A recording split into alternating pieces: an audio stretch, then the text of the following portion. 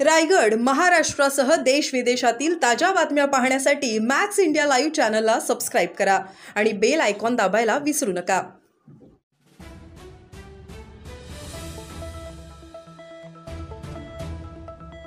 बेनसे सिद्धार्थनगर येथे वर्षावास निमित्त नालंदा बुद्ध विहारात बौद्ध धम्म प्रवचन मालिका। बौद्धाचार्य मनोज पवार गुरुजी यांचे अभ्यासपूर्ण प्रवचन। रायगड जिल्ह्यातील पेन तालुक्यातील बेनसे सिद्धार्थनगर येथील नालंदा बुद्ध विहारात वर्षावास बौद्ध धम्म प्रवचन मालिकेनिमित्त प्रवचन पार पडले। बौद्धजन सेवा संघ बेनसे सिद्धार्थनगर व भारतीय बौद्ध महासभा पेन रायगड यांच्या वतीने आयोजित कार्यक्रमात विविध वैचारिक धम्म प्रसार प्रचार व प्रबोधनपर कार्यक्रम पार पडले।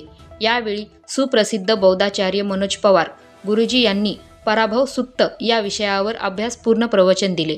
या धम्म प्रवचन मालिकेत धम्म बांधव अनुयायी संस्थेचे पदाधिकारी उपस्थित होते। Dhammasheel Sawant news bureau Raigad.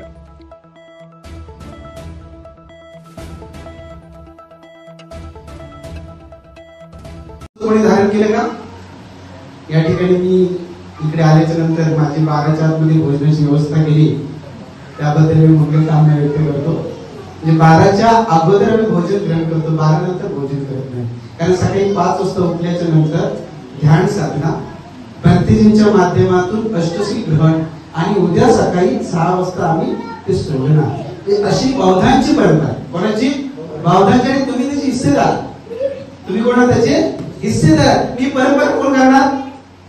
बौद्धांनी केली पाहिजे ना। आपण आपल्या धर्मासाठी आधा दिवस उपाशी राहू शकत नाही का? आपण आपल्या धर्मासाठी त्याग करू शकत नाही का? अरे बाबासाहेब आंबेडकरांनी जीवनभर त्याग केला, पण आपला धर्म आचरणात आणण्यासाठी, जनमानसापर्यंत पोहोचण्यासाठी एक दिवस तुम्ही पौर्णिमेच्या दिवशी उपवास धारण करू शकत नाही का? हे प्रत्येक बौद्धांचं कर्तव्य आहे। आणि म्हणून आजच्या दिवशी बहुत अशा महत्त्वपूर्ण घटना घडलेल्या आहेत, परंतु आपला विषय आहे पराभव सुत्त।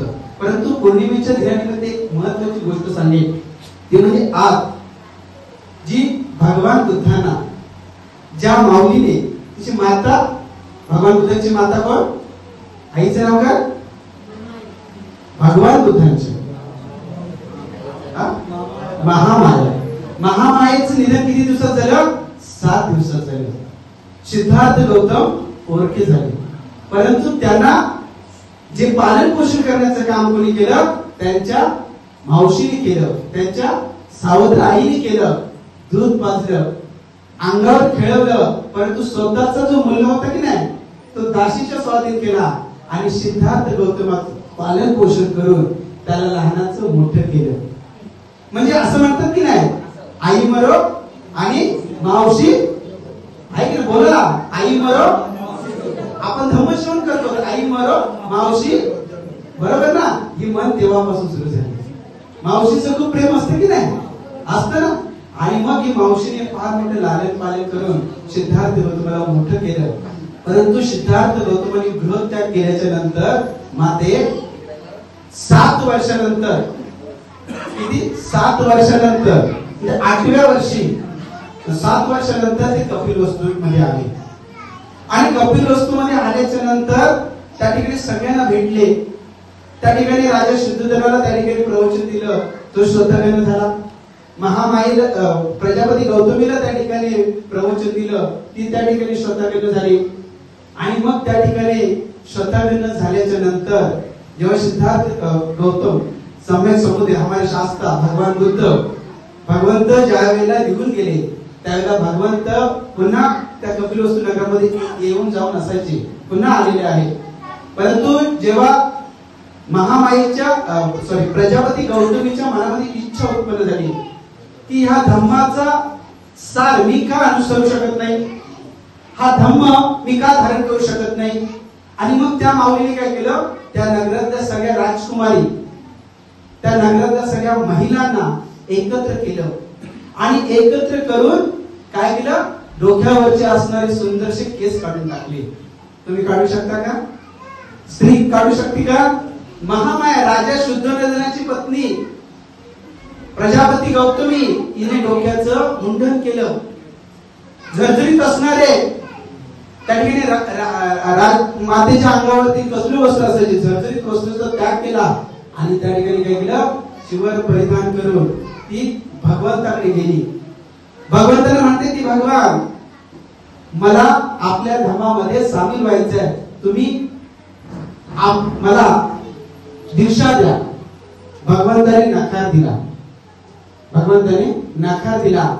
पुन्हा दुसऱ्यांदा त्या ठिकाणी माता याचना करते, परंतु तिथे सुद्धा नकार दिला आणि भगवान कुठे पोहोचले? वैशालीला पोहोचले. वैशालीला पोहोचल्याच्या नंतर म्हणजे कपिलवस्ती पासून चालत चालत चालत माता कुठे गेली? वैशालीला गेली. अक्षरशः तिच्या पायाला फोड आले होते, पाय सुजले होते, पायातून रक्त येत होतं, रक्त बंबाळ झालेली माता भगवंताकडे जाते. भगवंताने म्हणते की भगवान, आम्हाला भिक्षुणी संघामध्ये सामील करून घ्या. तेव्हा त्यांच्या बरोबर असणारे भक्ती आनंद ते पाहतात आणि विचारतात की माते, तू अशा अवस्थेमध्ये का आलीस? तर त्यावेळेला ते म्हणतात की भगवान, आम्हाला आपल्या संघामध्ये भिक्षुणी संघाची त्या ठिकाणी निर्मिती करून घेतली. मग त्यावेळेला ते स्वतः भगवंताकडे जातात आणि म्हणतात की ज्या माऊलीने आपल्याला आपलं पालन पोषण केलं, आपल्याला दूध पाजलं, आपल्याला लहानाचं मोठं केलं, खांद्यावर अंगावर फिरवलं, ती माता आज तुमच्याकडे धर्म मागण्यासाठी आलेली आहे. असा भेदभाव का करता? स्त्री अनंत होऊ शकत नाही का? स्त्री जीवनातून दुःखमुक्त होऊ शकत नाही का? स्त्रीला सदाचाराचा मार्ग प्राप्त करता येत नाही का? भगवंत म्हणाले स्त्री अनंत होऊ शकते, स्त्री जीवनातून मुक्त होऊ शकते, स्त्रीला जीवनाच्या भवचक्रातून मुक्त होऊ शकते. परंतु काही अटी आहेत. त्या अटी जर का प्रजापती मान्य करेल तर मी त्या ठिकाणी तिला भिक्षू संघाची काय करेल? दीक्षा देऊ शकतो. आणि याच पौर्णिमेच्या दिवशी महाप्रजापती गौतमीला भगवंताने भिक्खू संघाची दीक्षा देऊन भिक्खुनी संघाची स्थापना केली आणि ती काय झालेली? अनंत झालेली आहे, जीवनमुक्त झालेली आहे, जीवन ही मरणाच्या भवचक्रातून मुक्त झालेली आहे. आणि म्हणून आज ज्या स्त्रीला काय म्हटलं जातं? पायातली चप्पल असंच म्हणतात ना, त्या स्त्रीच्या समोर वंदन करण्यासाठी, अभिवादन करण्यासाठी भगवंताने भिक्खुनी संघाची त्या ठिकाणी स्थापना केली आहे. म्हणजे स्त्रीला स्वातंत्र्य अधिकार, स्वातंत्र्यपणे जीवनाचा अधिकार, धर्म सांगण्याचा अधिकार, जीवनातून मुक्त होण्याचा अधिकार भगवंताने याच पौर्णिमेला दिलेला आहे. आणि म्हणून आज जगामध्ये भिक्खुनी संघ आहे. आणि म्हणून उपासको, अनेक प्रकारच्या घटना आहेत.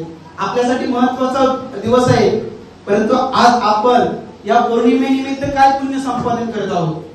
आपण काय कुशल पुण्य करत आहोत? कारण हा वर्षवासाचा पर्व आहे. शेतकरी कसतो, शेतकरी कसून काय करतो? बीज टाकून त्या ठिकाणी धान्य उत्पन्न करतो. कशासाठी करतो? पोट भागवण्यासाठी, पोटासाठी ना. मग पोट या रूपाला, yani या शरीराला वाढवण्यासाठी काय केलं जातं? धान्य त्या ठिकाणी निर्माण केलं जातं. परंतु या मनाला वाढवण्यासाठी, या मनाला त्या ठिकाणी चांगले निर्माण करण्यासाठी, या मनामध्ये बल प्राप्त करण्यासाठी पुण्य कर्म करणं हे फार महत्वाचं आहे. तुमचं मन जर कुशल असेल, तुमचं मन जर चांगलं नसेल, तुम्हाला कुशलता प्राप्त होत नसेल, तर तुम्ही त्या ठिकाणी काही जीवनामध्ये सुख प्राप्त करू शकत नाही. म्हणून याच पर्वामध्ये आपण काय केलं पाहिजे? प्रत्येक उपासकांनी या धम्माचं श्रवण केलं पाहिजे, शीलाचं पालन केलं पाहिजे. कोणतं शील धारण केलं? आता तुम्ही पंचशील, पंचशील घेतले ना, हे पंचशील दिवसभरामध्ये पालन केलं पाहिजे. 3 महिने काही उपासक 3 महिने अष्टशील धारण करतात, श्रमण दशशील धारण करतात, आणि भिक्खू किती शील धारण करतात? 227 शील धारण करतात. आणि भिक्षुणी किती शील धारण करतात? 311 शील करतात. प्रत्येकाला आपापल्या कॅपॅसिटी प्रमाणे भगवंताने ज्याला ज्याला वर्चस्व प्राप्त करायचं आहे त्या पद्धतीने त्याने काय केलेलं आहे? शील दिलेलं आहे.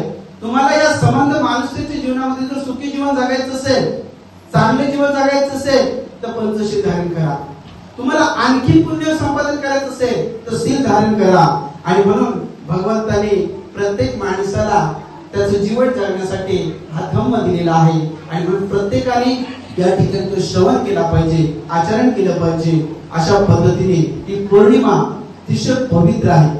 तर शीतल चंद्राची छाया ज्या पद्धतीने पडते त्या पद्धतीने माझं जे चित्त, माझे शरीर